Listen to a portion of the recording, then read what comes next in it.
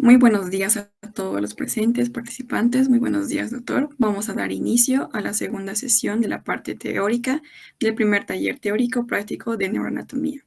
Le paso la palabra a María, por favor. Bueno, muy buenos días. Hoy nos acompaña el doctor Boris Rojas Quirós. Él es médico cirujano egresado de la UMS, médico especialista en pediatría, experto en genética clínica y medicina personalizada, realizado en el Instituto de Genotipia en la Universidad Católica de Murcia, España, docente de anatomía humana en la Universidad Católica San Pablo de Cochabamba. También es docente de anatomía humana en la Universidad del Valle, Cochabamba, miembro de la Asociación Boliviana de Anatomía y miembro de la Asociación Boliviana de Anatomía filial Cochabamba. Le damos la bienvenida, doctor, y le cedemos la palabra.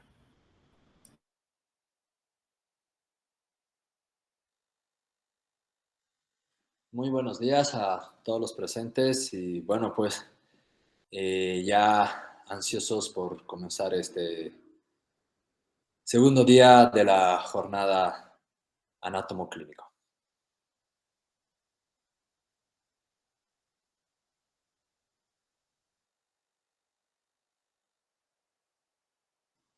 Ustedes me dicen si ya comenzamos, si empezamos. Sí, doctor, puede comenzar. Muy bien, entonces vamos a compartir la pantalla.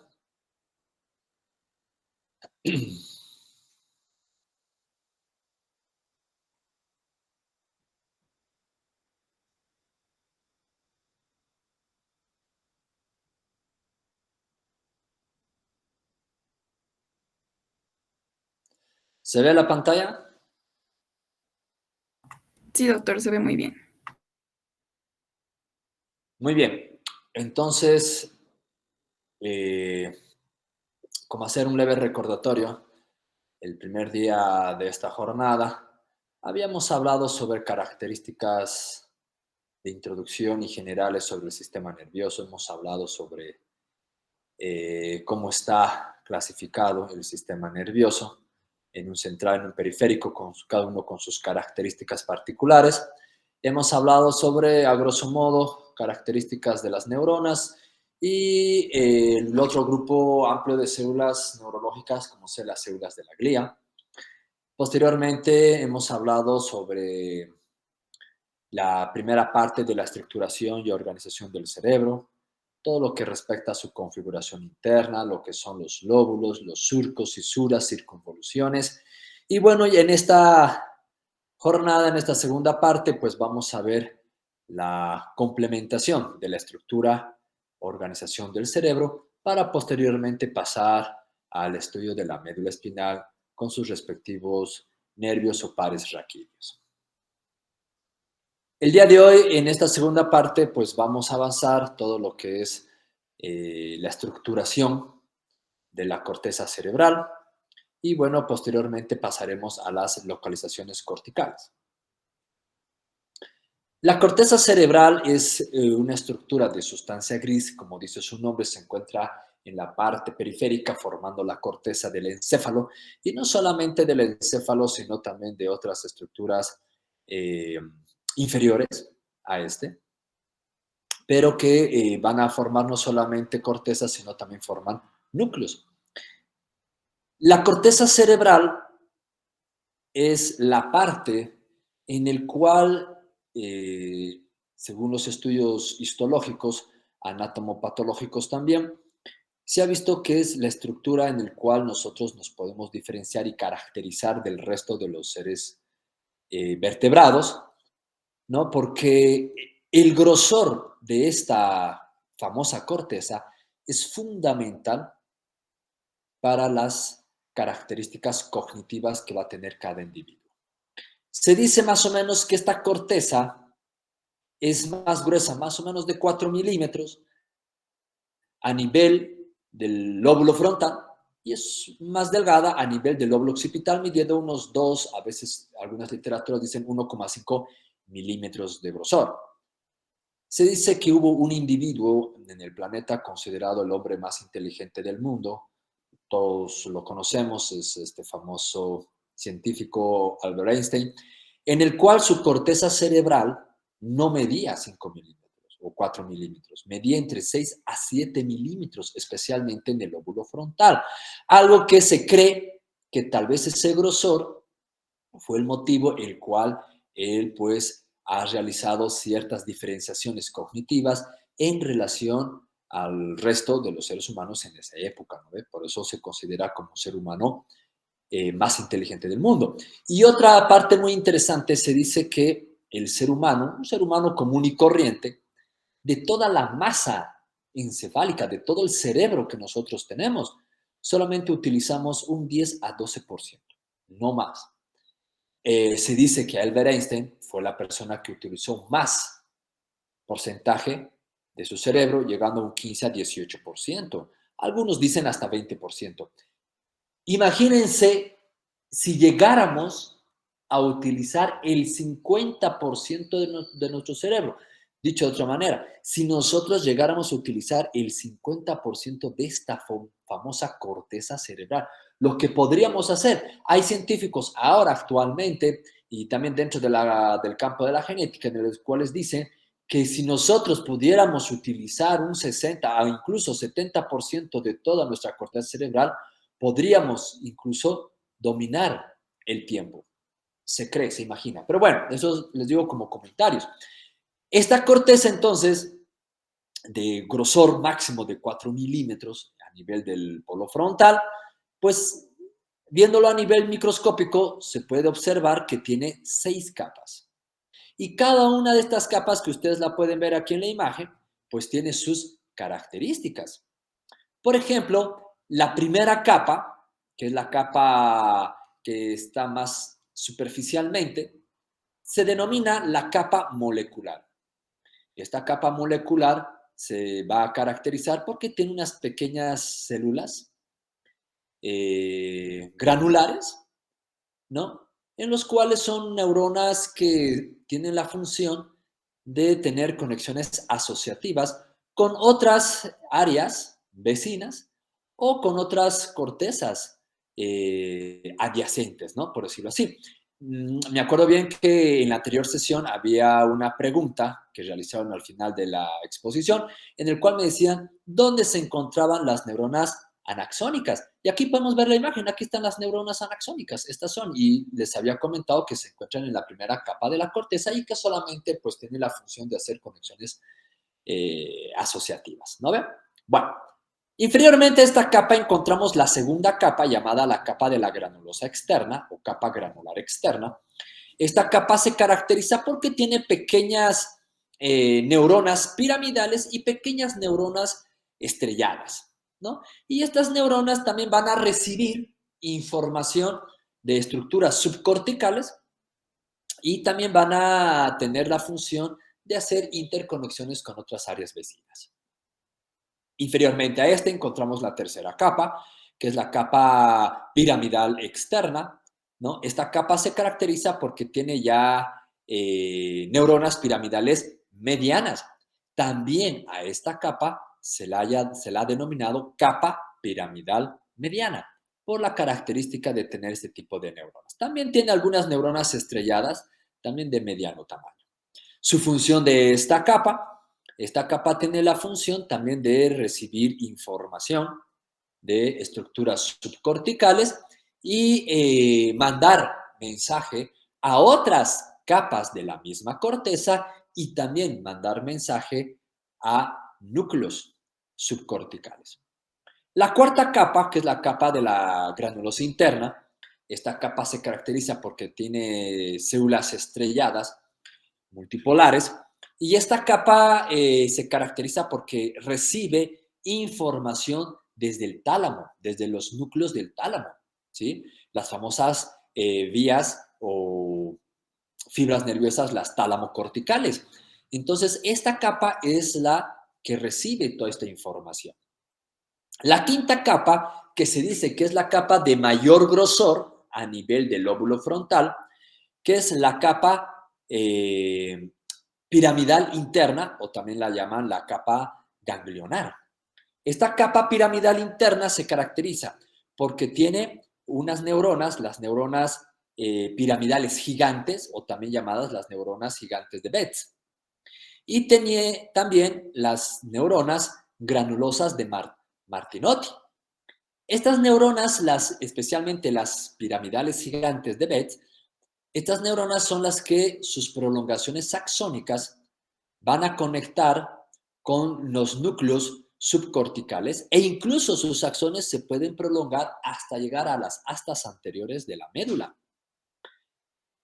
Y finalmente, la última capa, la capa que se encuentra en la parte profunda de esta corteza, es la capa plexiforme o también le llaman capa polimorfa porque se caracteriza por la presencia de estas neuronas plexiformes, ¿no? Son las neuronas que van a tener la función de conectar esta sexta capa con cortezas que se encuentran superior a esta, ¿no? Bueno, obviamente que el grosor de cada una de estas capas va a variar de acuerdo al lóbulo donde se encuentra, ¿no? Por ejemplo, habíamos nombrado que a nivel del lóbulo frontal, pues la quinta capa es la capa de mayor predominio. A nivel de la corteza sensitiva, esta capa, la quinta capa es más delgada, más fina, pero la cuarta capa es más gruesa, ¿no? Entonces va a variar, pero la existencia de las 6 capas es en la mayoría de la corteza. Ojo, no es en todo, es en la mayoría, porque hay partes de la corteza, especialmente en el lóbulo de la ínsula, en los cuales no se ve las 6 capas. Dice que se ve máximo 4 capas de las nombradas, ¿no ven? Bueno, pasamos. Ahora, estas capas se les ha estudiado porque hay ciertas partes o regiones, circunvoluciones del cerebro en el cual tienen una función específica.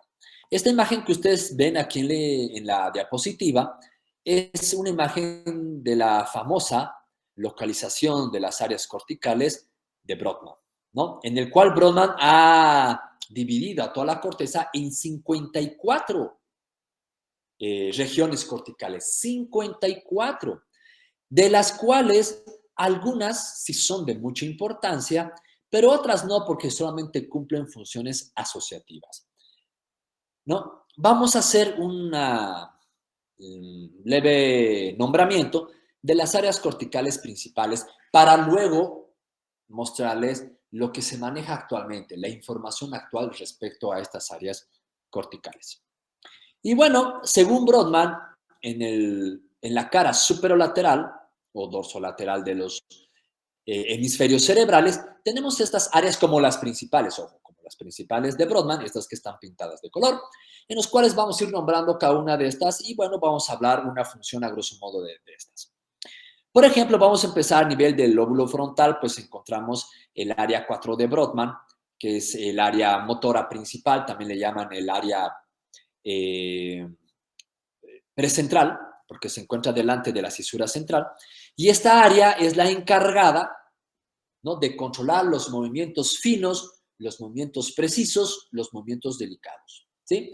Este es el área en el cual podríamos decir que la tienen más desarrollada o más estimulada, ese sería el término correcto, en las personas, por ejemplo, que realizan manualidades, los artesanos, y por qué no, dentro del área de la medicina, los cirujanos, ¿no? Hay personas que a veces lamentablemente pues tienen un movimiento torpe con las manos, con los dedos, y no, pues lamentablemente no pueden ejercer esa especialidad, ¿no?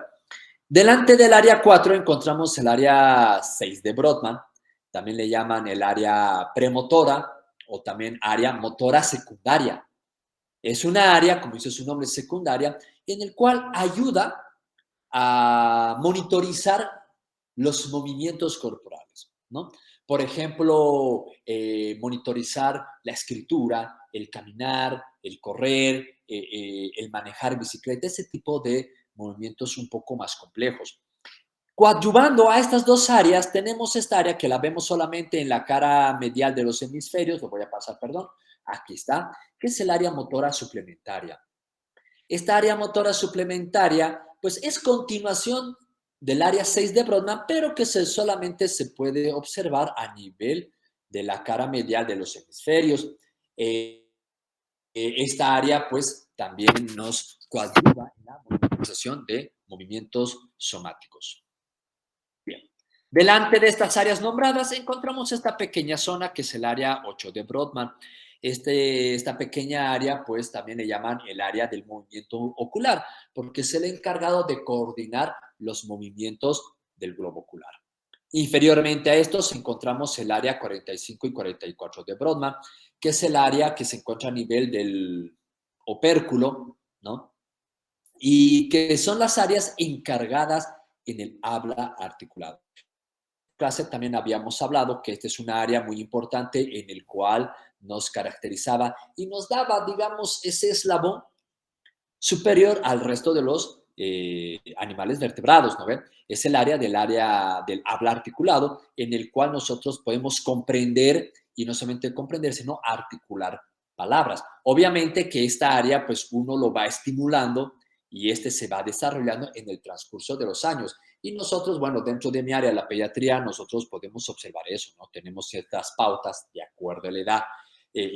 A los 2 al año decir por lo menos monosílabas, no, sí, mamá, papá, etcétera, etcétera, ¿no? Y así poco a poco nosotros adquirimos el habla.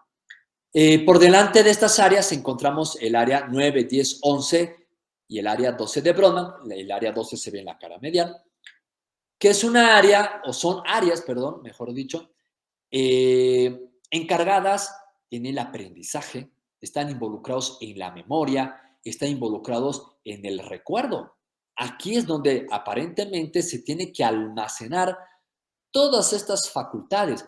Es por eso de que, bueno, en algún momento un alumno en la universidad, pues me preguntaba, ¿y cómo se guarda el recuerdo? O sea, ¿cómo? O sea, ¿se guarda en forma de células? ¿Se guarda en forma? No, todo esto son estímulos nerviosos.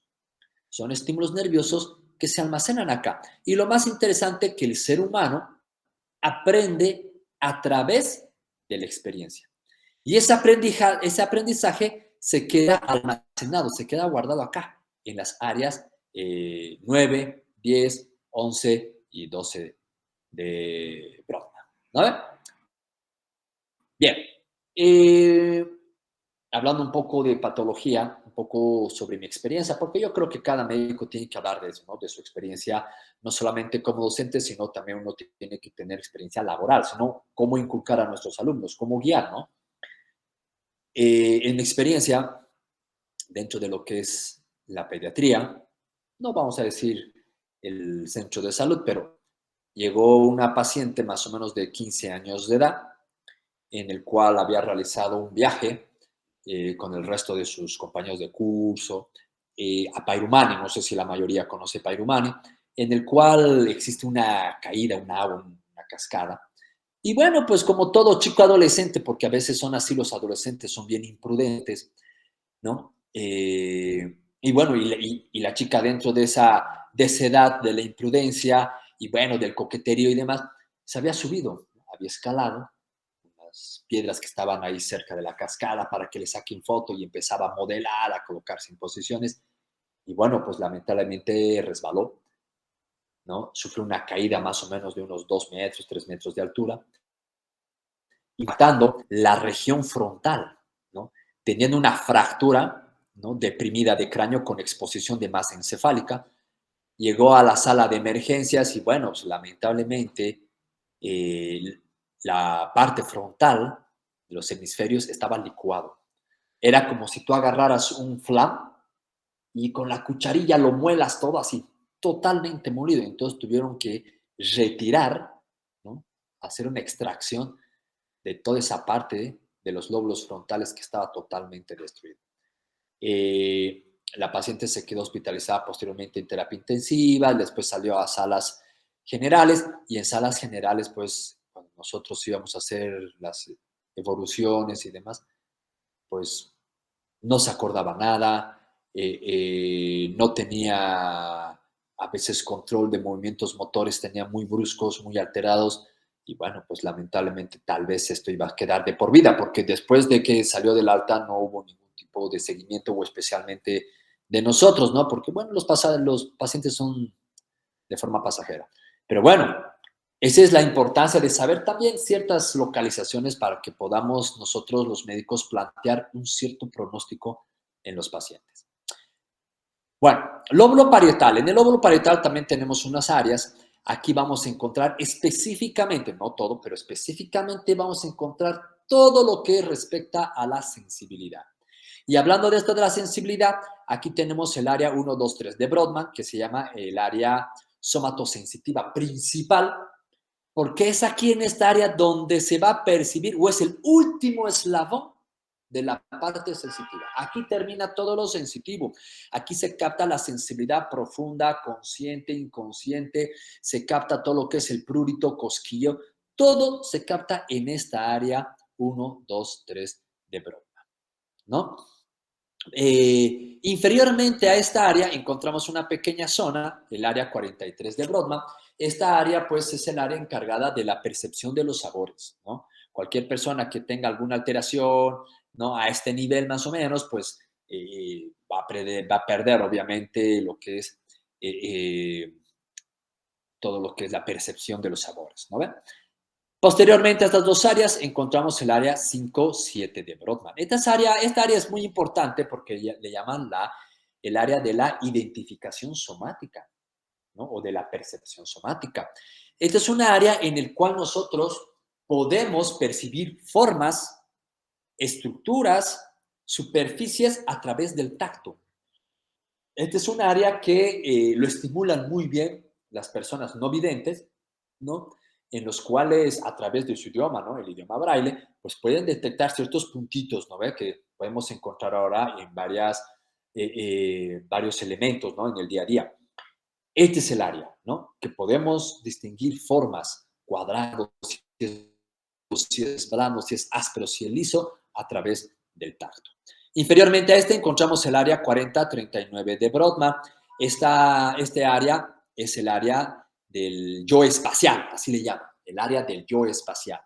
Es un área en el cual va a recibir, ojo, miren, conexiones visuales, conexiones vestibulares, conexiones acústicas, ¿no? ¿No? ¿Y para qué sirve esta área? Para que tú puedas reconocer y ubicar cada una de nuestras partes corporales en el espacio. ¿Sí? Por ejemplo, si tú te quieres rascar tu oreja, ¿no? Nunca se han puesto a pensar, nos queremos rascar la oreja y instintivamente llegamos exactamente a nuestra oreja. Nunca nos vamos o más allá o nunca nos quedamos cortos, ¿no? Justo llegamos exactamente porque esa es la percepción de ya cada una de nuestras partes, ¿no ve? He visto un solo caso con área interna, me acuerdo bien, en el Vietnam con el doctor Canedo, persona que sufrió un ACV hemorrágico y más o menos a este nivel, en estas áreas, pues tuvo lesión, quedó como secuela. Entonces la persona no podía abotonarse ningún botón. Tú le decías que se agarre la camisa y se pasaba así su mano. O conseguía agarrar la camisa, pero ya no podía abotonar porque no había esa coordinación, no podía. Le decía el doctor, tocate la nariz, ¿no? El clásico ejercicio donde tienes que cerrar los ojos, pero no había ningún tipo de ubicación. Bien, muy cerca de esta área, en la parte inferior de estas y en la parte posterior del área 22, vamos a encontrar un área que se llama el área de Wernicke. Ahora solamente lo voy a nombrar. Cuando acabemos de ver lóbulo temporal, vamos a completar la información. Pero me adelanto, inferiormente al área 40 y 39 y en la parte posterior del área 22, más o menos acá donde estoy colocando el cursor, se va a encontrar el área de Wernicke. Muy bien, vamos para el lóbulo occipital. En el lóbulo occipital tenemos tres áreas importantes, fundamentales, el área 17, 18 de Brodmann. Estas áreas son áreas que están involucradas específicamente en la visión, siendo el área 17 de Brodmann el área principal o primaria de la visión. Es aquí donde donde va a tener conexiones desde las cintillas, desde los tractos ópticos para la percepción de la visión. Aquí es donde se interpreta todo lo visto. Encontramos superiormente el área 18 de Brodmann, o también llamada área paraestriada, ¿no? O el área secundaria de la visión. Es el área en el cual se encarga de coordinar, monitorizar los movimientos de los ojos y fijar la mirada. ¿Sí? Fijar la mirada. Lateralmente o externamente al área 18 encontramos el área 19 de Brodmann, o también llamada el área periestriada. Esta área es la encargada de la percepción de colores, de formas y de los tipos de letras. Y no solamente eso, sino de la coordinación de la distancia. Es por eso que también cuando nosotros realizamos el examen de conducción, ¿no? Para sacar nuestra licencia, pues nos piden una valoración oftalmológica y pues los médicos encargados pues nos hacen este tipo de examen para ver la distancia. Porque si tenemos alterado este frenado que tenemos que hacer, ¿cómo calcular cuando una persona está pasando o algún perro, ¿no? Callejero que está cruzando, ¿no? Entonces, esta percepción es muy, muy importante. Y esto está muy coordinado con el yo espacial, ¿no?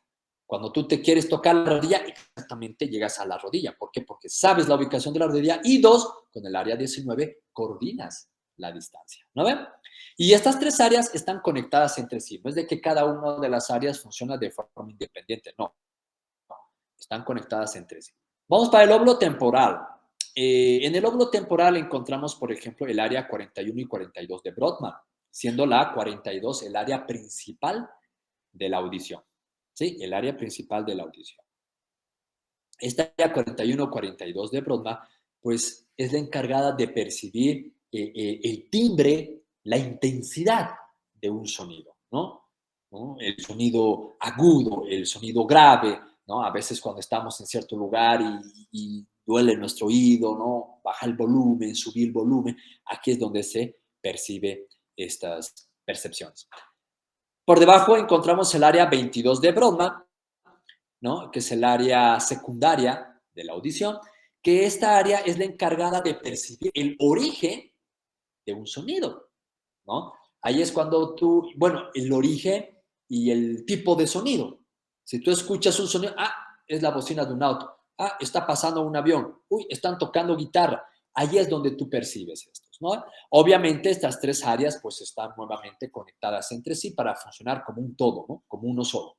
En la parte posterior del área 22 de Brodmann encontramos acá el área de Wernicke.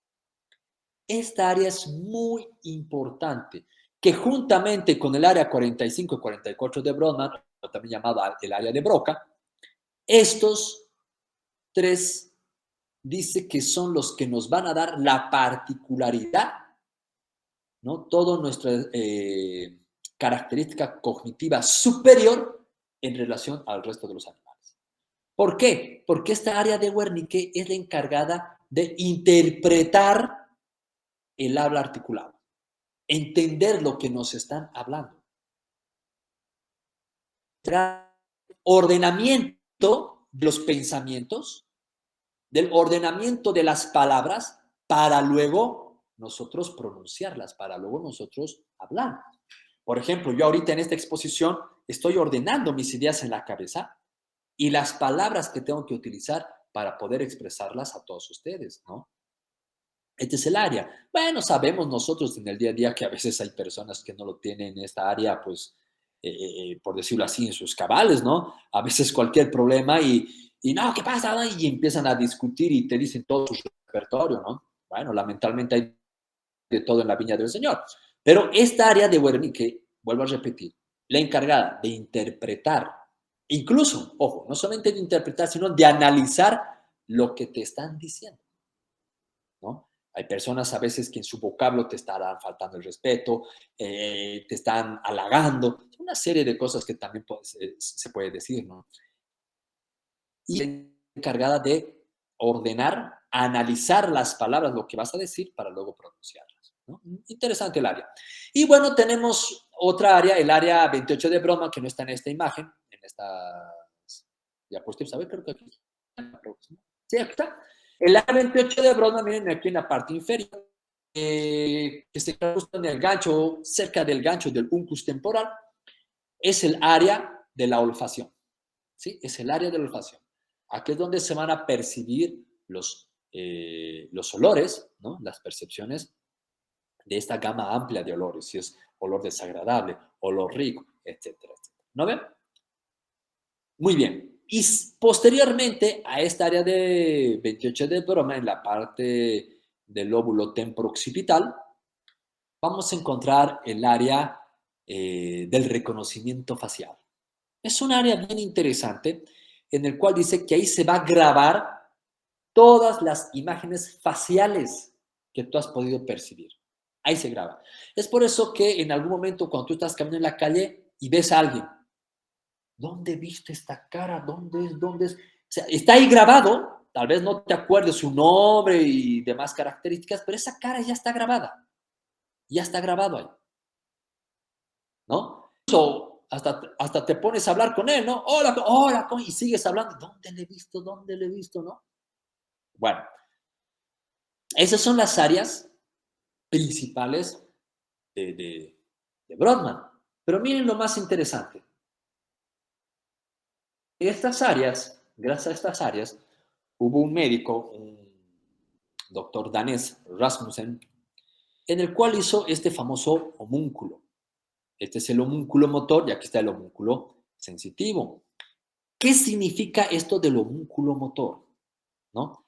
Para que entendamos la diapositiva, esto que estoy trazando con el cursor es la corteza cerebral. ¿Sí? Aquí está la cisura lateral de Silvio, lóbulo de la ínsula, toda la cara supralateral de los hemisferios, cara medial, incisura interhemisférica, todo. Bueno, se dice, según este autor, y que sí está muy aceptado por los médicos, por los neurólogos, neurocirujanos, que la cantidad de neuronas, en este caso motoras, en las diferentes áreas, varía de acuerdo a los músculos en los cuales van a actuar.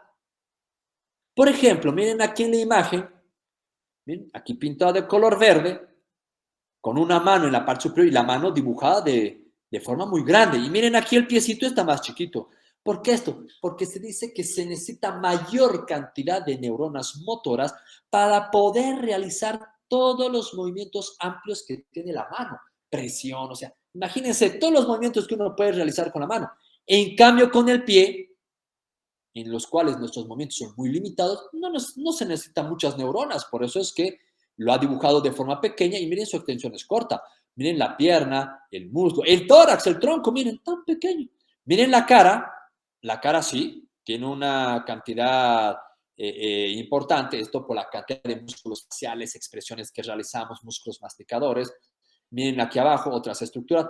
Entonces, este es el homúnculo de Rasmussen y eso significa. Y lo mismo ha hecho un homúnculo sensitivo, en el cual parte de la misma teoría, que mayor cantidad de neuronas en aquellas regiones donde tenemos mayor percepción sensitiva. Aquí está, miren, la mano, ¿no? En el cual nosotros podemos detectar formas, texturas y demás. Lo mismo la cara, que es una parte muy sensitiva. Miren, aquí está la lengua, aquí está el resto del tronco y miren, incluso los genitales tienen una parte muy importante, ¿no? Bien, ahora, en la actualidad, esto es lo que se habla, miren. En la actualidad ya no se habla mucho de las áreas corticales.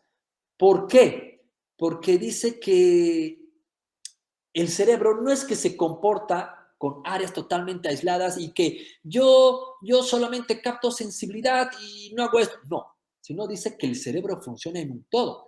Y solamente nos hablan de ciertas áreas importantes, no todo. Por ejemplo, vean aquí en la imagen de la mano derecha, solamente nos hablan una área motora primaria, área somática primaria, una secundaria, una motora secundaria. Un área visual, aquí está la auditiva, pare de contar. No hay más. No hay más. El resto de las áreas, miren, aquí está de color rosado, ¿qué le llaman? Área de asociación prefrontal, área de asociación parieto-occipito temporal, ¿no? ¿Qué quiere decir estas áreas de asociación? Que estas áreas, las principales motoras y sensitivas, con sus respectivas áreas secundarias, si yo quiero, por ejemplo, agarrar un lapicero, aquí está un lapicero. Si yo quiero agarrar un lapicero, este agarre del lapicero, para que yo realice esto, tengo que tener una coordinación motora entre músculos flexores y extensores de la mano. ¿No ven? Esto a mí y a nosotros nos han enseñado este agarre. Y este agarre de lo que está en un área motora, pues se asocia el área motora con lo que hemos hablado el área del aprendizaje, el área del recuerdo. Entonces, cuando te dicen agarra el lapicero, de lo que has aprendido, ya no te olvidas y agarras de esta manera. Es por eso de que se dice que estas áreas ya no son áreas, ya no se las consideras como áreas aisladas, sino son áreas de asociación. Lo mismo, de cómo sabes que un cuadrado es una figura de 4 lados, porque has visto, aquí está el área de la visión, que sí es muy importante, es totalmente aislado, ¿y dónde lo guardas? En la memoria. En la memoria. El área auditiva, los chiquitos. ¿Cómo hace el perro? Wow, wow. Ha escuchado y ¿dónde lo guardas? En la memoria. Por lo tanto, es que ya no se habla de áreas así de que este es el área 9-10 de Brodmann y solamente para aprender, ya no. Sino área motora, sensitiva, visual, auditiva y el resto son áreas asociativas, áreas de asociación. ¿Sí? Interesante, ¿no ven? Y bueno, esto ustedes los van a poder ver y más claramente el curso, bueno, dentro de lo que a mí me corresponde, es muy interesante leer la neurociencia, cómo funcionan estas áreas y cómo se asocian, que bueno, eso ya es otro capítulo. Nosotros estamos aquí en la parte anatómica, detalles, no funcionalidad, pero les dejo como un pantallazo para que cada uno de forma independiente pues investigue, lea y profundice esto porque realmente es muy interesante. Al final les voy a contar una experiencia que he tenido y realmente me ha quedado impresionado. Tal vez ustedes sepan la existencia de esto. Yo no soy neurocirujano, pero cuando vi me quedé impresionado. Bueno, vamos a entrar al otro acápite que es la médula espinal y nervios espinales, que es otra parte del sistema nervioso central, pero fundamental, la médula espinal, y bueno, su contribución de la médula al sistema nervioso periférico a través de sus nervios espinales. ¿No ven? Vamos a hablar primero sobre la anatomía de la médula espinal. La médula espinal se dice que es un tubo, es como un tubo alargado, ¿no? De color, según en el vivo o en el cadáver, pues en el vivo dice que es un grisáceo, color grisáceo, en el cadáver grisáceo parduzco o blanco nacarado, también le llaman algunas literaturas, de más o menos 45 o 43 centímetros de longitud aproximadamente. Esto de las medidas es relativo, ¿sí? Esto es relativo.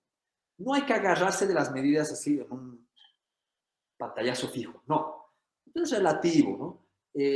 Varía obviamente del tamaño de una persona a persona, ¿no? Imagínense una persona que mida 50 centímetros y le vas a colocar una médula de 43, es imposible, no va a entrar, será su médula más pequeña, 33, 32 centímetros, ¿no?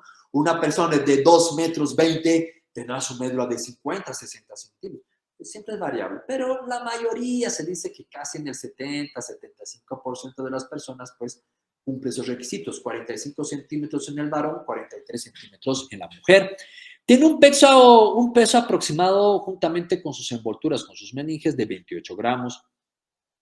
Esta médula espinal, dentro de lo que es su configuración externa, nosotros podemos observar aquí en la diapositiva que presenta 2 engrosamientos, ¿no? Un engrosamiento superior, también llamado braquial, y otro engrosamiento inferior, también llamado lumbar.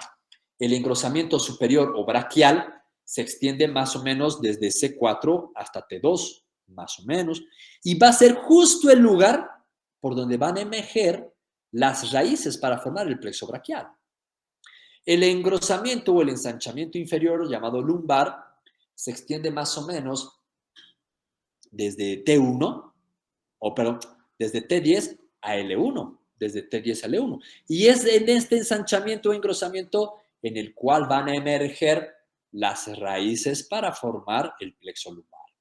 ¿Sí? Seguimos.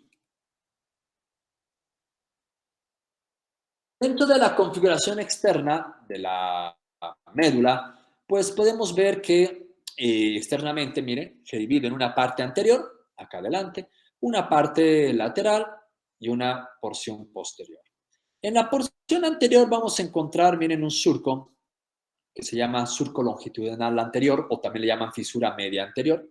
Es un surco profundo en el cual va a estar relacionado con la arteria vertebral anterior. Lateralmente a este surco encontramos unos cordones, aquí donde estoy colocando el cursor, que son los cordones anteriores de la médula. Lateralmente a estos cordones encontramos este surco en el cual está esta línea discontinua que se llama el surco anterolateral de la médula. Este surco es poco visible, pero uno se puede ubicar más o menos dónde se va a encontrar este surco, porque justo a nivel de este surco van a salir estas raicillas aquí de color rojo, que son las raíces motoras de los nervios raquídeos. ¿No ven? Bien. Posteriormente, ¿qué encontramos? En la parte posterior vamos a encontrar otro surco, miren, menos profundo, ¿no? Que se llama el surco longitudinal posterior.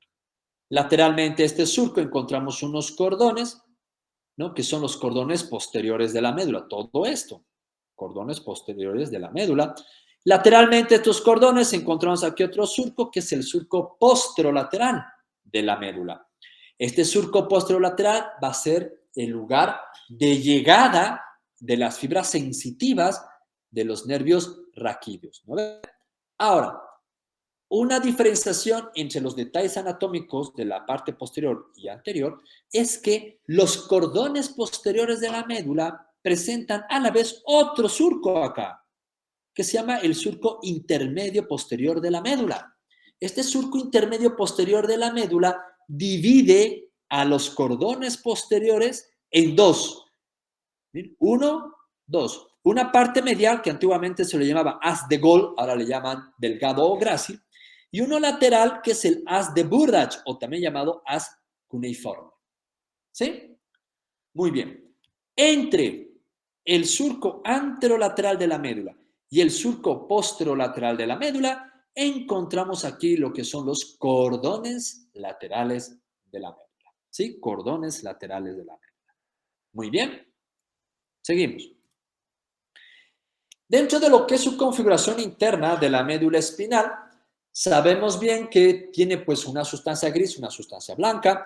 La sustancia gris, a diferencia del cerebro, pues no se encuentra en la periferia, se encuentra en el centro, formando una estructura, dice, muy similar a una mariposa o una letra H, en el cual va a estar rodeado por todo este estrato blanco que se llama la sustancia blanca. Entonces, la sustancia blanca en la médula se encuentra en la periferia y la sustancia gris en el centro, formando esta famosa mariposa o letra H que le llaman.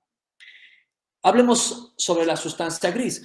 En la sustancia gris podemos ver que tiene las siguientes partes.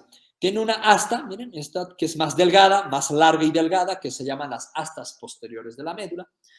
Y en la parte anterior tiene otras astas más anchas, pero más cortas, que se llaman las astas anteriores de la médula. Las astas posteriores tienen función sensitiva y las astas anteriores tienen función motora. Entre las astas, podemos encontrar una tercera asta que se llama el asta intermedio lateral de la médula. Estas astas son importantes porque se dice que estas astas no se encuentran en toda la extensión de la médula. No. Vamos a poder observarlo, dice, desde T1 hasta L3, estas astas laterales. Y estas astas laterales desde T1 hasta L3 tienen función simpática. Función simpática. Luego, nuevamente se pierde. Y vuelve a aparecer estas astas laterales en S2, S3 y S4. Y estas astas a este nivel tienen función parasimpática. ¿Sí? T1 a L3, función simpática. S2, S3, S4, función parasimpática. Hay un libro, por ejemplo, Latarjet, en el cual también lo incluye al S1 como perteneciente de asta lateral de función parasimpática. ¿Ya? Esto como comentario. En el centro de esta sustancia gris encontramos un conducto que es un conducto embrionario que se llama conducto del epéndimo, que a partir de los 40 años, pues este conducto va a tener pequeñas obliteraciones en todo su trayecto. Su contenido de este conducto es líquido cefalorraquídeo. En el interior de esta sustancia gris, las neuronas de esta sustancia gris, que hay neuronas cordonales y neuronas radiculares aquí en su interior, estas neuronas se organizan de tal manera que van a formar núcleos, como ustedes ven acá. Hay núcleos, miren, en las astas posteriores, núcleos en las astas anteriores e incluso hay núcleos en las astas intermedio-laterales. ¿No ven? Vamos a ver cada uno de estos núcleos. Primero, los núcleos de las astas anteriores. En los núcleos de las astas anteriores encontramos dos. Primero, el núcleo medial de las astas anteriores. Es un núcleo que se ve en toda la médula espinal y este núcleo es el encargado de controlar todos los movimientos, ¿no? De la parte posterior del cuello y del tronco. El núcleo lateral de las astas anteriores es el núcleo encargado de controlar todos los movimientos de la parte anterolateral del tronco y del cuello y de las extremidades superiores y de las extremidades inferiores. ¿Sí? Bien. Vamos a ver los núcleos de las astas posteriores. Estos núcleos son de características sensitivas. Encontramos primero un núcleo, este núcleo se llama núcleo zonal o núcleo de Waldeyer. Es un núcleo que se encuentra en el extremo de las astas posteriores. Inferiormente a este encontramos otro núcleo que se denomina el núcleo gelatinoso o también llamado núcleo gelatinoso de Rolando. Es un núcleo en el cual es el encargado de percibir todos los estímulos sensitivos de cosquilleo, de prurito, de presión y estímulos sexuales. Inferiormente encontramos al núcleo propio. Este núcleo propio tiene las mismas características que el núcleo gelatinoso de Rolando, igualito, idéntico. Y finalmente encontramos otros dos núcleos a nivel de la base de las astas posteriores, el núcleo basal medial, o también llamado de Clark, y el núcleo basal lateral, o también llamado de Bechtereau. Primero vamos a avanzar el núcleo basal medial de Clark. Este núcleo basal medial de Clark es un núcleo que no se encuentra en toda la médula, no se encuentra. Se encuentra más o menos a nivel de C8 hasta T10. De C8 hasta T10. Algunos libros dicen hasta L1, ¿vale? ¿Y qué función tiene este núcleo? Este núcleo tiene la función de percibir toda la sensibilidad profunda inconsciente. Sensibilidad profunda inconsciente. En su momento habían alumnos que me preguntaban cómo es qué características tiene esta sensibilidad. Y bueno, pues la sensibilidad profunda inconsciente, yo les doy el ejemplo, es como cuando uno está dormido, ¿no? Cuando uno está dormido y tú agarras una pequeña aguja y le pinchas. Él no está consciente, él está dormido. Le pinchas en cualquier parte de su cuerpo. Entonces, ¿qué hace lo primero cuando la persona está dormida? Se rasca en el lugar del pinchazo y sigue dormido. Al día siguiente tú le preguntas, ¿te acuerdas cuando te he pinchado? ¿Me has pinchado? No me acuerdo. Esa es la sensibilidad profunda inconsciente, que tú captas dentro de tu inconsciencia ciertos estímulos. El núcleo basal lateral o de Bechtereau es un núcleo que sí, este sí se va a encontrar en toda la extensión de la médula espinal y este núcleo también capta la sensibilidad profunda inconsciente y también monitoriza los reflejos espinales. ¿Sí? Monitoriza los reflejos espinales. Finalmente, tenemos a los núcleos de las astas intermedio-laterales de la médula. En estos núcleos, por ejemplo, tenemos aquí el más grande, que es el núcleo lateral. Este núcleo lateral, pues, desde T1 hasta L3 tiene función simpática y en S2, S3, S4 tiene función parasimpática. ¿Cuál es su función de este núcleo? Pues la función de este núcleo es la de dar inervación a vísceras, ¿no? Empezamos desde el tórax, pulmones, corazón, estómago, etcétera, etcétera, ¿no? A las vísceras. Medialmente encontramos el núcleo medial. Este núcleo medial, miren, es bien interesante. Está ahí, pero la mayoría de los libros no saben para qué. Todavía su función es discutida. Muchos dicen que realiza la misma función que el núcleo lateral. Otros lo dejan en incógnito. Esta estructuración de los núcleos no es muy aceptado por los neurólogos y neurocirujanos. Para nosotros los anatomistas, pues, está ideal. Pero lo que los neurólogos y los neurocirujanos reconocen es la laminación. Miren, laminación de la sustancia gris de la médula, que quiere decir dividirlos por láminas, no por núcleos, por láminas. Por ejemplo, la lámina 1 corresponde al núcleo zonal o o de Lissauer. El núcleo 2 dice que corresponde al núcleo gelatinoso de Rolando. El núcleo 3 dice corresponde a una parte del núcleo propio.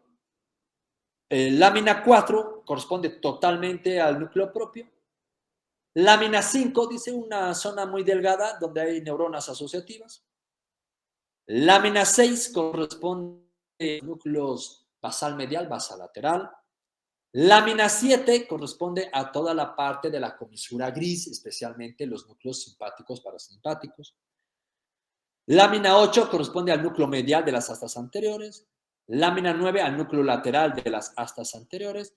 Y la lámina 10 a toda la sustancia periacueductal, toda la sustancia gris que se encuentra alrededor del conducto del epéndimo. ¿Sí? Entonces, esta es la laminación que más o menos los neurólogos, pues sí lo reconocen y lo utilizan el día a día. Vamos a ver la sustancia blanca de la médula espinal. En la sustancia blanca de la médula espinal, pues, obviamente viendo aquí la diapositiva uno se asusta, ¿no? Pero no, es sencillo y bien bonito e interesante, en el cual la sustancia blanca de la médula espinal está dividido por cordones, ¿no ve?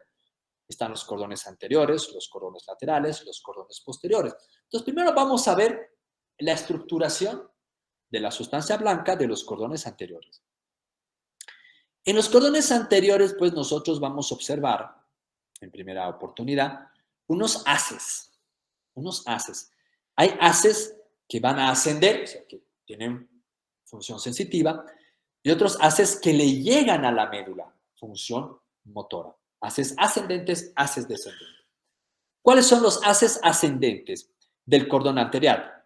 El primer haz ascendente del cordón anterior es el haz espinotalámico anterior. Este haz espinotalámico anterior, pues lleva toda la información táctil consciente de cosquilleo, de prurito, de prensión, incluso termoalgésico, ¿sí? También de vibración. ¿Dónde termina este haz? Termina en el núcleo ventral posterolateral del tálamo. Ahí termina, ¿sí? Vamos a ver, ese es el único haz ascendente. Vamos a ver los haces descendentes. Entre los haces descendentes tenemos el haz piramidal directo.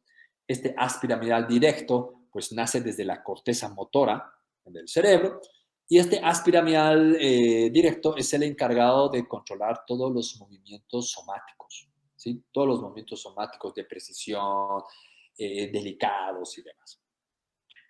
Otro haz son estos, son dos, el haz vestíbulo espinal medial y el haz vestíbulo espinal lateral, estos dos. Ya lo dice su nombre, son haces que vienen de los núcleos vestibulares, ¿sí? Son haces que vienen de los núcleos vestibulares y terminan en la médula espinal. Estos haces tienen la función de controlar el tono muscular y el equilibrio, por eso viene de la parte vestibular, porque ahí está el equilibrio. Entonces controlan el tono muscular y el equilibrio. Otro haz es el haz retículo espinal medial. Este haz retículo espinal medial nace de la sustancia reticular del puente, ¿sí? Nace de la sustancia reticular del puente, desciende y este haz tiene fibras excitadoras y es un haz motor extrapiramidal. Finalmente tenemos el haz, este que tenemos acá, el haz tectoespinal. Este haz nace de los tubérculos cuadrigéminos del mesencéfalo, ¿sí? Los haces que vienen de los tubérculos cuadrigéminos superiores va a tener función motora, especialmente del movimiento de los ojos, de la cabeza y del cuello. Los haces que vienen de los colículos inferiores o posteriores, también llamados, van a tener función auditiva refleja, ¿sí? Función auditiva refleja. Bien, nada más. Vamos a estudiar ahora los haces que existen en el cordón lateral. Va a tener un haz ascendente, que es el haz espinotalámico lateral, este haz de acá. Este haz espinotalámico lateral es el encargado de percibir, ¿no?, las sensaciones dolorosas, musculares, osteoarticulares, ¿no?, la tensión de los tendones, ¿no? De la postura. Ese es el haz que capta esto. Donde termina igual en el núcleo posterolateral o posterolateral del tálamo. Otros haces ascendentes son estos de color verde, que es el haz espinocerebeloso dorsal directo o de Flessing y el haz espinocerebeloso ventral cruzado o de Bowers. Estos haces espinocerebelosos, ¿no? Cuando ascienden, terminan en la corteza paleocerebelosa. ¿Sí? Terminan en la corteza paleocerebelosa. El espinocerebeloso dorsal va a tener la función de controlar todo lo que es el tono muscular, la tensión de los tendones o articulares, de la parte inferior del tronco y de las extremidades inferiores. El ventral directo, o también llamado de Bowers, este espinocerebeloso también termina en la corteza paleocerebelosa y es un haz que también nos ayuda en la coordinación y monitorización de los reflejos espinales. ¿Sí? De los reflejos espinales. Vamos a los haces descendentes. En los haces descendentes tenemos este más grande, este casi redondeado, que es el haz piramidal cruzado. Este haz piramidal cruzado tiene la misma función que el haz piramidal directo. Lo único que los diferencia es que el haz piramidal cruzado tiene menor cantidad de o mayor cantidad de fibras que el haz piramidal directo. Nada más. Luego tiene la misma función. Luego tenemos este otro chiquitito que es el haz rubroespinal. Este rubroespinal nace del núcleo rojo del mesencéfalo y tiene función motora extrapiramidal. ¿Sí? Luego tenemos el haz retículoespinal. Este haz retículoespinal nace de la sustancia reticular del bulbo. Es un haz motor extrapiramidal, pero tiene función inhibitoria. ¿Sí? Función inhibitoria. Y finalmente, este otro haz, que es el haz olivoespinal, es un haz que nace de la oliva vulvar y tiene función motora extrapiramidal.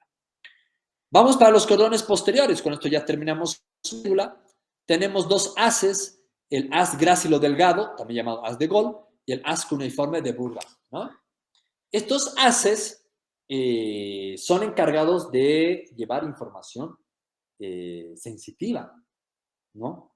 Toda la sensibilidad profunda, consciente, vibratoria, táctil, cosquilleo, sexual, prurito, de dolor, toda esta sensibilidad es captada por estos haces. ¿Y estos haces dónde terminan? Terminan en el núcleo de Gol, o perdón, en el núcleo de Gracil y en el núcleo cuneiforme, también llamado núcleo de Gol, núcleo de Burgard.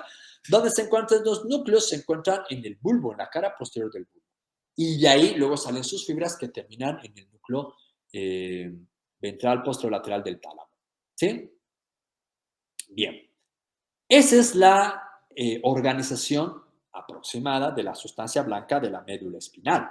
Ahora, a partir de esta médula es que van a nacer los famosos nervios raquídeos que aquí tenemos en la imagen. Miren, aquí está la médula espinal, su sustancia gris. Miren, astas anteriores, astas posteriores, comisura gris. Y miren, pues, estos nervios raquídeos, o también llamados pares raquídeos, que son el número de 31 a 33, dependiendo de la literatura también, siempre nacen a partir de dos raíces. Una raíz motora anterior y una raíz sensitiva posterior. Estas dos raíces emergen de la médula espinal y casi a nivel del agujero intervertebral, estas dos raíces se fusionan. Y cuando se fusionan, forman un ganglio que se denomina el ganglio espinal o ganglio raquídeo. ¿Sí? Aquí vamos a ver en esta diapositiva, miren, aquí está el ganglio espinal o ganglio raquídeo. Y a partir de este ganglio, ya que está formado el nervio, siempre todos los pares espinales o raquídeos tienen dos ramas, como está aquí en la diapositiva.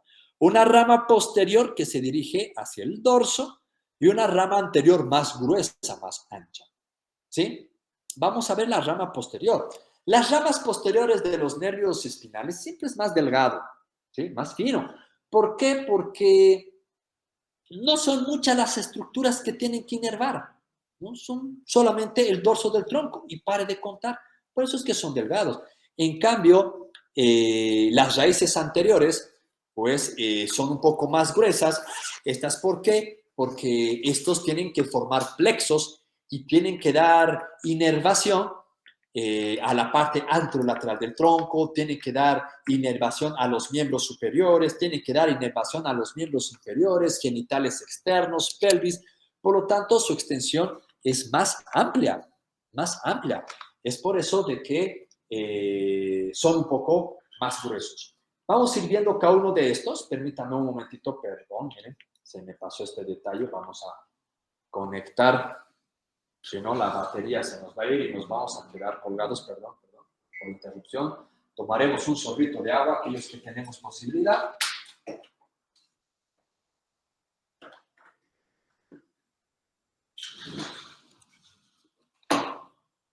Muy bien, ahora sí continuamos. Vamos a estudiar primero las ramas posteriores de estos nervios espinales o nervios raquídeos. Bueno, aquí tenemos en la imagen, aquí están todos los nervios espinales, todos los nervios raquídeos. Son pequeños filetes nerviosos y como ustedes pueden ver, miren, desde el cuello hasta la parte inferior del tronco, miren, van a dar tanto inervación cutánea como también van a dar inervación muscular, ¿no ve? Cada uno de estos filetes nerviosos, especialmente los sensitivos, van a inervar una parte específica de la piel, específico.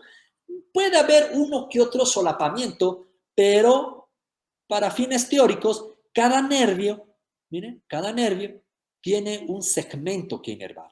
A cada segmento de estos nervios se lo ha denominado dermotoma, ¿sí?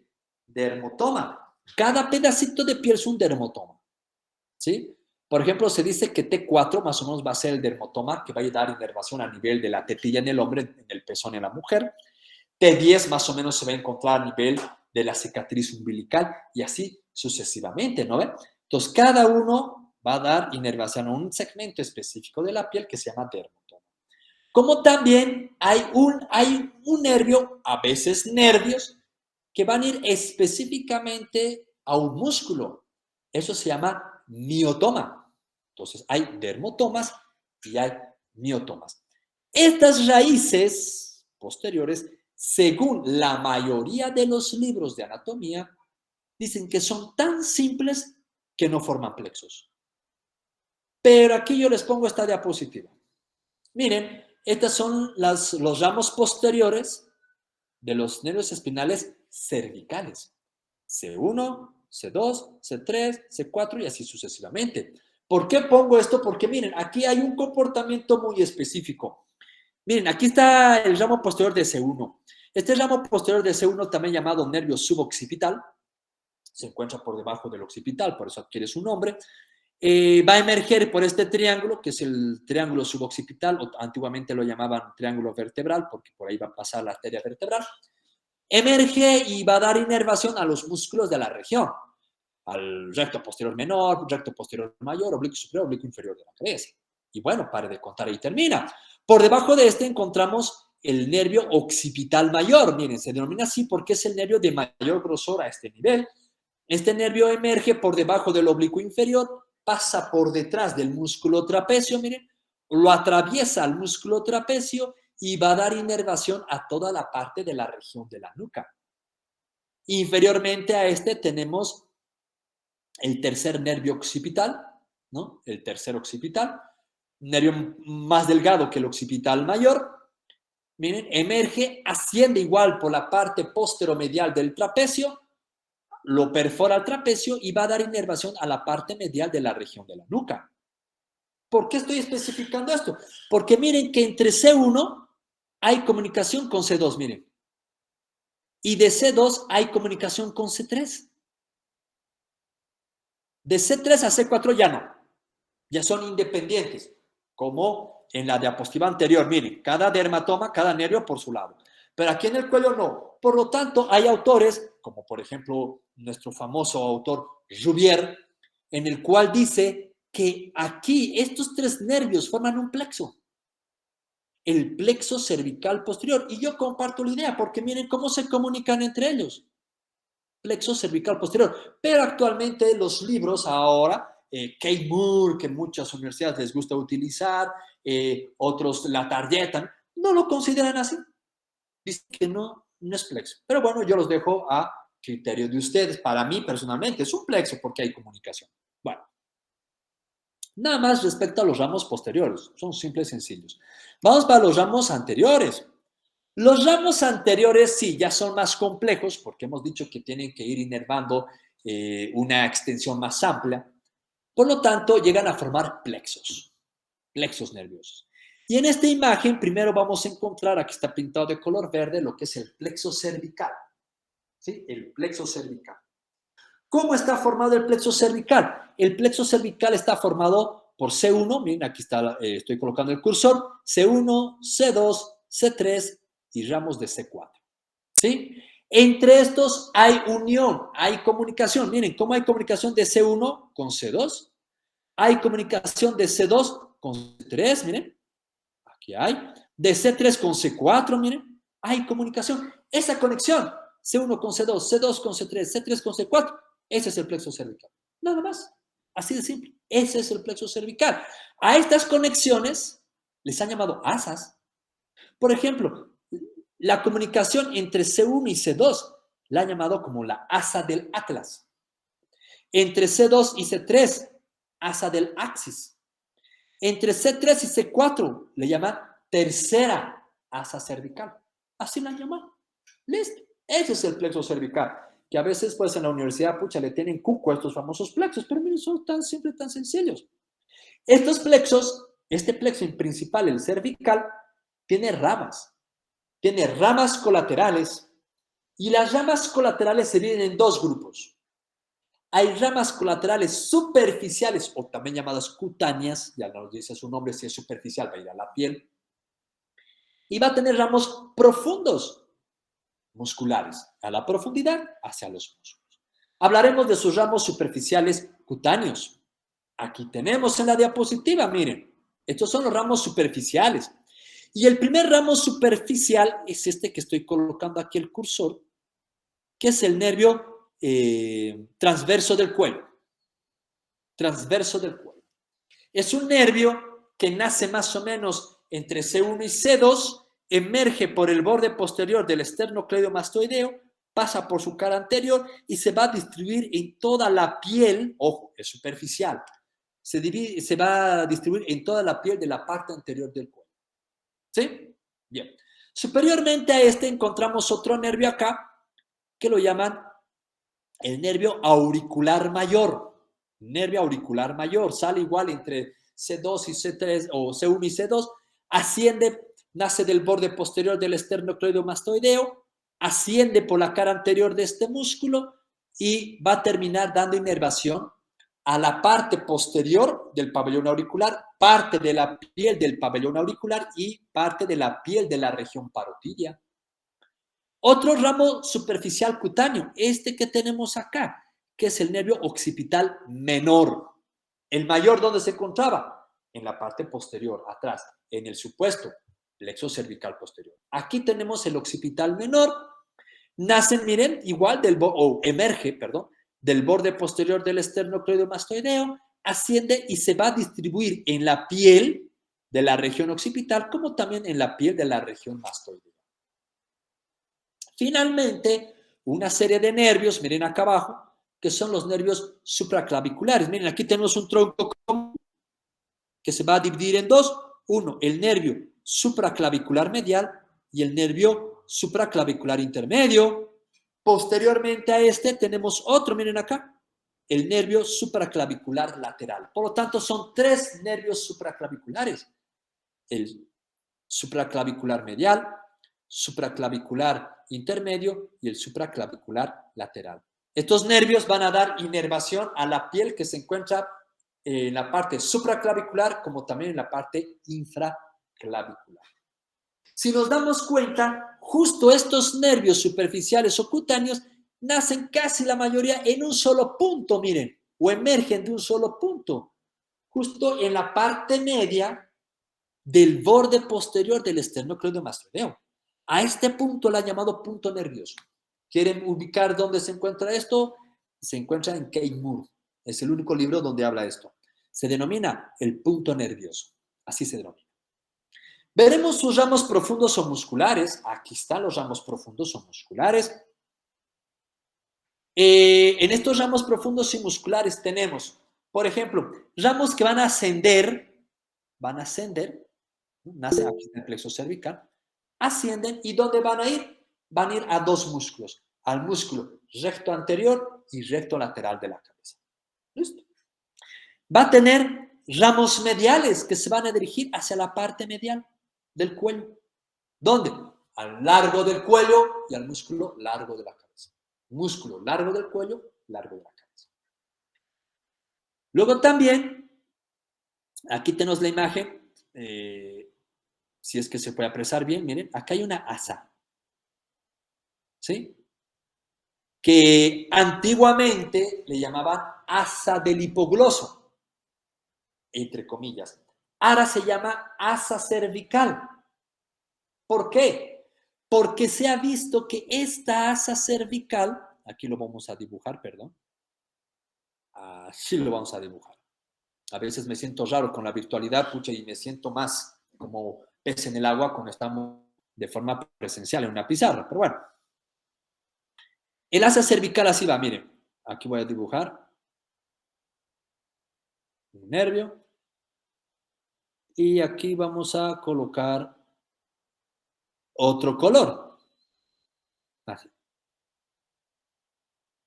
Este es el C1 y aquí va a estar así. Y luego baja. ¿Sí? Así va a bajar. Con otro color, a ver el lila. C2, híjole. Van a disculpar. No tengo mucha destreza, por eso no soy cirujano, ¿no? Mi haz piramidal debe estar alterado. Aquí está. Así va. Y aquí de C3. Así se forma la asa cervical. ¿Sí? En el cual antes se llamaba asa del hipogloso. Ahora ya no. Ya no, esto no existe. Ya no se llama así. ¿Por qué? Porque la rama de C1, miren, se pega al hipogloso más que todo por viajar. El rojo es el hipogloso. Se pega al hipogloso, luego se desprende la rama de C1, por eso le he puesto de otro color, y baja, desciende, baja. Luego hay ramas de C2 y C3 que nacen, se juntan y forman otra rama que se anastomosa, se une con la rama de C1, formando una asa, la asa cervical. Por eso es que se llama asa cervical. Ya no del hipogloso, porque el hipogloso no interviene en nada. Se ha visto que el hipogloso no interviene para nada. ¿Por qué estamos tocando esto? Porque estas ramas de C2 y C3 son ramas del plexo cervical. Son ramas profundas musculares. ¿Por qué profundas musculares? Porque de esta asa van a salir tres nervios así. Tres nervios musculares para el músculo esternotiroideo, esternoioideo y el homoioideo. ¿Sí? Esternoioideo, esternotiroideo y homoioideo.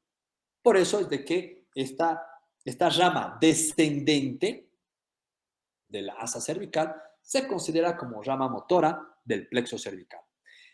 Finalmente, vamos a encontrar aquí otro nervio. Acá está. La última rama muscular, que es el nervio frénico. ¿Sí? Nervio frénico. Este nervio frénico se forma por ramas específicamente de C4, con ayuda de ramas de C3 y con ramas de C5. De ahí desciende, baja y pues va a ser el nervio importante para la inervación motora, también una parte sensitiva del músculo diafragma.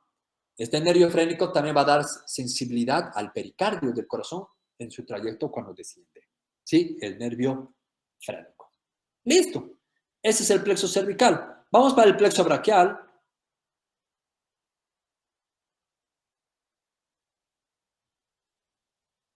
Pero quiero...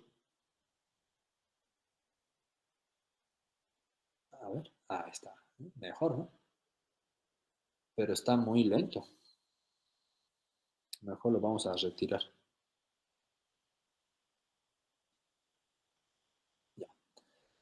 Vamos para el plexo braquial. El plexo braquial es otro plexo que está formado por los ramos anteriores de C5, C6, C7, C8 y T1. ¿Sí? C5, C6, C7, C8 y T1. ¿Cómo se forma el plexo braquial? Aquí tenemos la diapositiva. El ramo anterior de C5, miren, cuando nace aquí está de verde, se fusiona con el ramo de C6. Aquí están los dos verdes. Se fusionan y forman un tronco, que aquí está de amarillo, tronco superior. El ramo anterior de C7 se queda solito, no se forma, no se junta con nadie, por lo tanto forma el tronco medio. El ramo anterior de C8 con T1, miren aquí de color verde, se fusionan los dos y forman el tronco inferior. Por lo tanto, hasta aquí tenemos tres troncos. Tronco superior, tronco medio, tronco inferior. Cada uno de estos troncos, ojo, miren, cada uno de estos troncos va a dar nacimiento a unas ramas anteriores de color verde y ramos posteriores de color medio grisáceo. ¿No ven? Los ramos anteriores, ojo, los ramos, estos de verde o color turquesa, estos ramos anteriores del tronco superior y del tronco medio se juntan, se fusionan y forman un fascículo, el fascículo lateral. ¿Sí? Fascículo lateral. El ramo anterior del tronco inferior no se junta con nadie, queda solito, formando un solo fascículo, el fascículo medial. Los ramos posteriores de los troncos se fusionan los tres y forman un fascículo, el fascículo posterior. Y listo. Así está formado el plexo braquial. Este plexo braquial tiene ramas colaterales y tiene ramos terminales. Es sencillo, es fácil. Vamos a verlo acá. Ahí está. ¿Cuáles son los ramos colaterales del plexo braquial? Entre los ramos colaterales del plexo braquial hay que dividirlos en tres grupos. Hay ramas anteriores del plexo braquial, hay ramas posteriores del plexo braquial y hay ramas inferiores del plexo braquial. Vamos a empezar con las ramas anteriores. En las ramas anteriores son tres. Primero está este pequeño que es el nervio subclavio. ¿Sí? El nervio subclavio. Es un nervio que nace con ramas de C5 y C6 y se va a dirigir al músculo subclavio, al músculo del mismo nombre, al músculo subclavio. Otro nervio está acá, el nervio pectoral lateral. Como dice su nombre, es un nervio que se va a dirigir hacia la región pectoral. Lateral, ¿por qué? Porque nace del fascículo lateral. Nervio pectoral lateral. Y tiene su homólogo que se encuentra aquí en la parte inferior, que es el nervio pectoral medial. También va a ir a la región pectoral y nace del fascículo medial.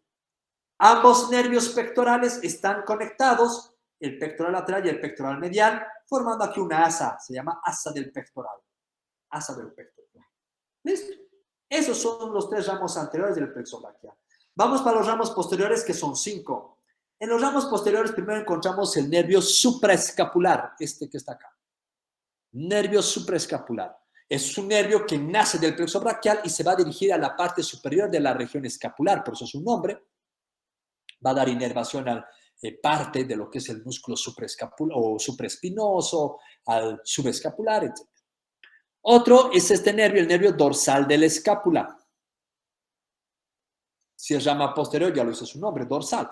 Se va a dirigir también a la región de la escápula para dar inervación a la parte posterior de esta, supraespinoso, infraespinoso, redondo menor, redondo mayor.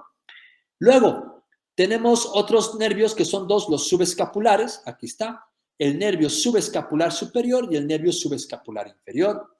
Son dos nervios que se van a dirigir igual a la parte inferior de la región de la escápula, los nervios subescapulares. Y finalmente, este otro nervio grueso, que es el nervio tóraco-dorsal. Tóraco-dorsal.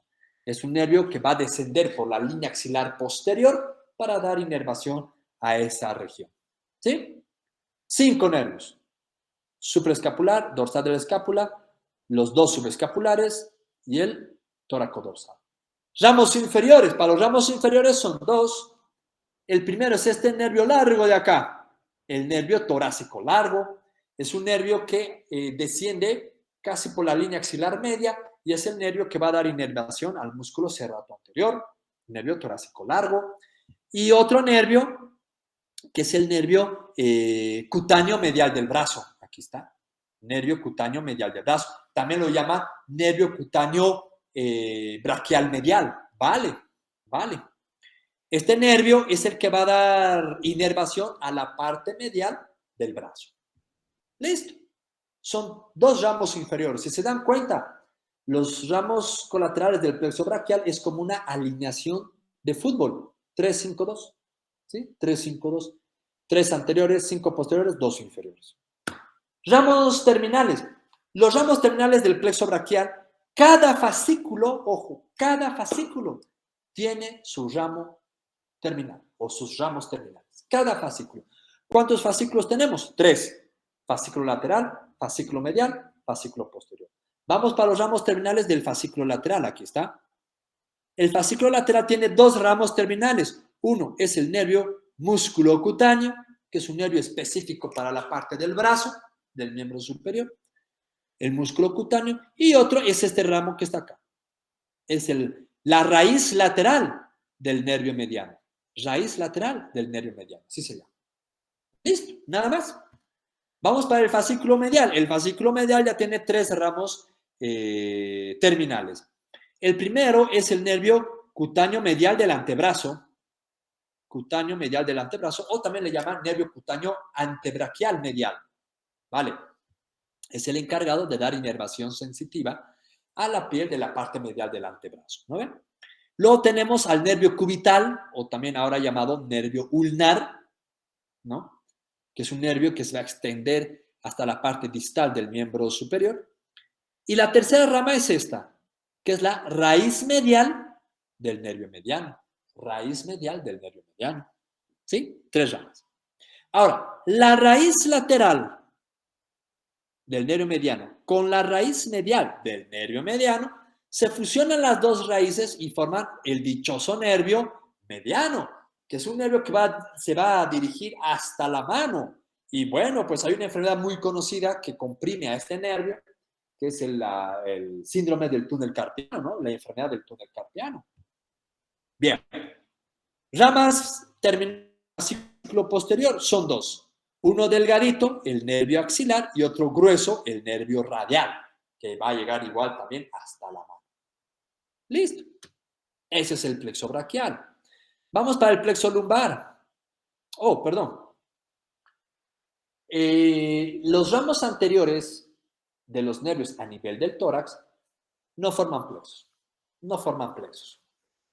¿No? Se quedan solos, únicos, cada uno en su espacio intercostal, son los famosos nervios intercostales, ¿no? Y no forman plexos porque estos nervios no tienen que dar mucha inervación, ¿no? Como el plexo braquial que tiene que ir al miembro superior. No, en el tórax no, solamente a los escasos músculos del tronco y pare de contar, ¿no? ¿Ven? Y aquí tenemos en la diapositiva de color verde, ahí están los nervios intercostales, ¿no?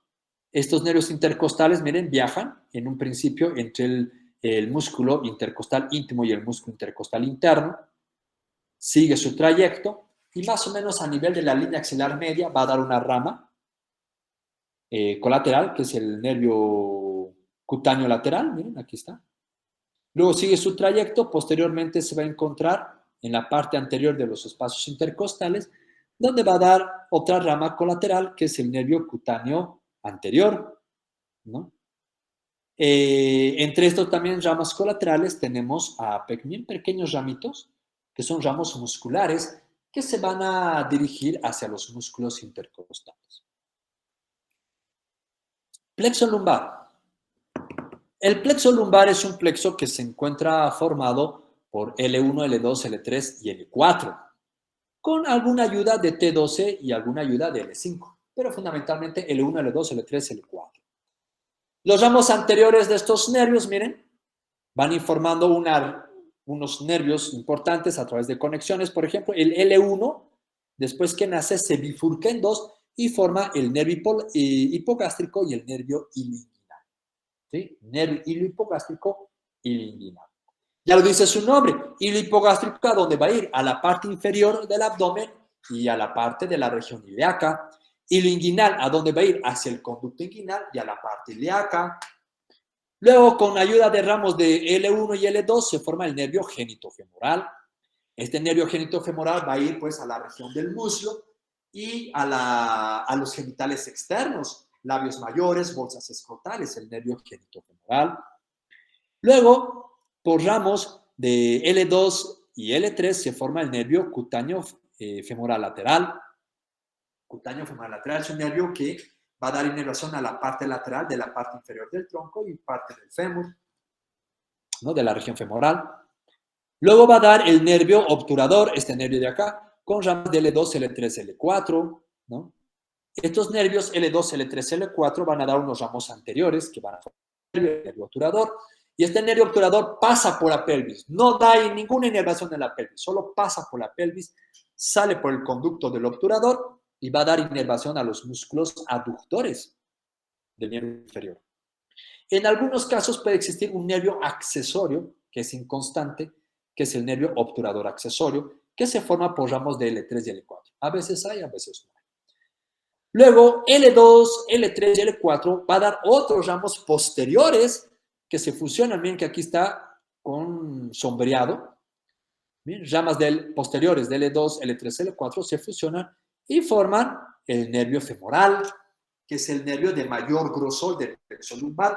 Este nervio femoral, cuando nace, atraviesa el ligamento inguinal y se va a distribuir en lo que es el miembro inferior. Estas ramas que acabo de nombrar son ramas terminales del plexo lumbar. Ramas terminales del plexo lumbar. Tiene sus ramas colaterales este plexo. Y entre sus ramas colaterales son pequeños ramos, como aquí está el ejemplo, miren. Son pequeños ramos que lo llaman ramos musculares, solamente ramos musculares, que se van a dirigir a los músculos de la región, psoas mayor, cuadrado lumbar, psoas menor, músculo ilíaco, músculos de la región. ¿Ya? Aquí hay una, no sé si llamarlo rama, pero que se lo considera del plexo lumbar, que es, miren, es este famoso tronco, que está formado por ramas de L4 y L5, que es el famoso tronco lumbosacro. Es un tronco, no da ninguna rama, no va a inervar piel, no va a inervar músculo, nada, es un tronco, el tronco lumbosacro, formado por L4 y L5, y dicen que es parte de este plexo lumbar. Plexo sacro. Aquí está el plexo sacro. El plexo sacro es un plexo que se encuentra en las paredes laterales de la pelvis. Está formado por S1, S2, S3. Ojo, S1, S2, S3, con ayuda de L5 y, bueno, también ayuda de S4, pero fundamentalmente S1, S2, S3. ¿Por qué digo ayuda de L5? Porque, miren, L4 y L5 se juntaban y formaban este tronco, el tronco lumbosacro. Por lo tanto, este tronco lumbosacro del plexo lumbar que habíamos nombrado, ¿cuál es su utilidad? Ayuda en la formación del plexo sacro. Entonces, podríamos decir que el plexo sacro está formado por S1, S2, S3 y el tronco lumbosacro. Luego, ya que está conformado este plexo, pues este plexo sacro tiene sus ramas colaterales y rama terminal. Entre las ramas colaterales tenemos primero acá esta rama, que es el nervio glúteo superior. Nervio glúteo superior que va a salir de la pelvis por el agujero ciático mayor y se va a dirigir hacia la región glútea para la inervación de esta región. Inferiormente a este encontramos el nervio glúteo inferior, que también sale por el agujero ciático mayor y va a dar inervación también, ayuda en la inervación de la región glútea. Luego tenemos este, que es el nervio para el músculo piriforme. El nervio del músculo piriforme, ya lo dice su nombre, pues va a ser un nervio que se va a dirigir específicamente a ese músculo que se encuentra en la parte posterior de la cavidad pélvica, al músculo piriforme. Luego tenemos este otro nervio más largo, miren, que es el nervio cutáneo femoral posterior. Este nervio cutáneo femoral posterior pues va a ser el encargado de dar inervación a la parte inferior de la región glútea y posterior del muslo. Luego tenemos este otro nervio, que es el nervio para el músculo cuadrado femoral y para el gemelo inferior, así se llama. Nervio para el músculo cuadrado femoral y para el gemelo inferior. ¿Dónde va a ir? a estos músculos, al músculo cuadrado femoral y al gemelo inferior. Tenemos este otro que es el nervio para el músculo obturador, ¿no? Para el músculo obturador y para el gemelo superior. Nervio para el músculo obturador interno y para el gemelo superior. Vamos a ir a estos músculos, al músculo obturador interno y al gemelo superior. La última rama de este plexo sacro es este otro nervio, que es el nervio cutáneo perforante. Nervio cutáneo perforante, un pequeño ramo delgado que, ojo, que algunas literaturas dicen que es inconstante. Ahora, hay también literaturas que dicen que aparte del plexo sacro, se forma un plexo adicional, que es el famoso plexo pudendo. Otros libros dicen no, el pudendo es parte del sacro, del plexo sacro. Otros lo toman por separado. Y miren, aquí lo tenemos.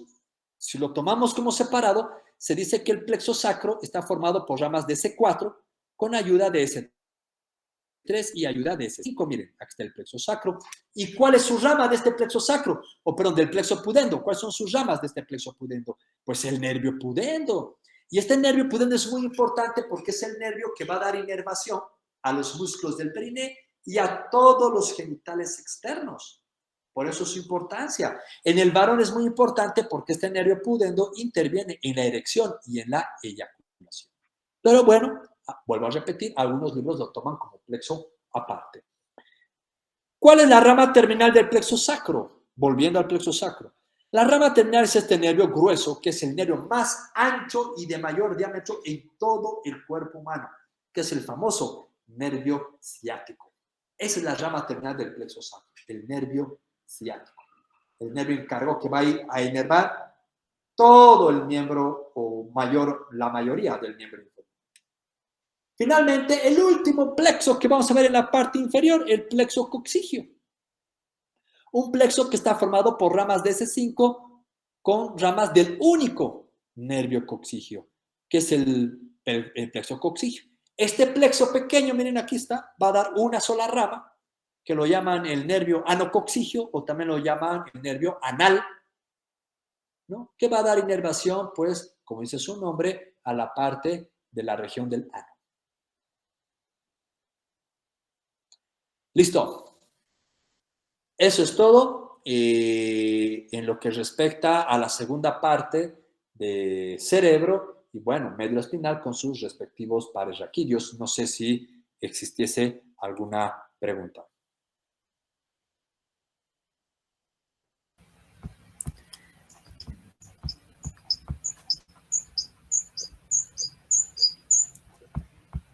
Buenos días, doctor, y a todos los presentes.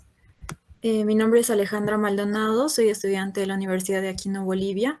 Y bueno, en nombre del Club Walter Dandy queremos agradecerle, doctor, por su enriquecedora ponencia y sobre la clase de neuroanatomía. Sus conocimientos y habilidades para transmitir la información fueron de una manera grata. Gracias por su pasión y dedicación que nos ha permitido tener un mejor aprendizaje. Estamos muy agradecidos también por el tiempo que se nos brindó para poder dar esta ponencia. Bueno, gracias, doctor, y vamos a pasar a la ronda de preguntas.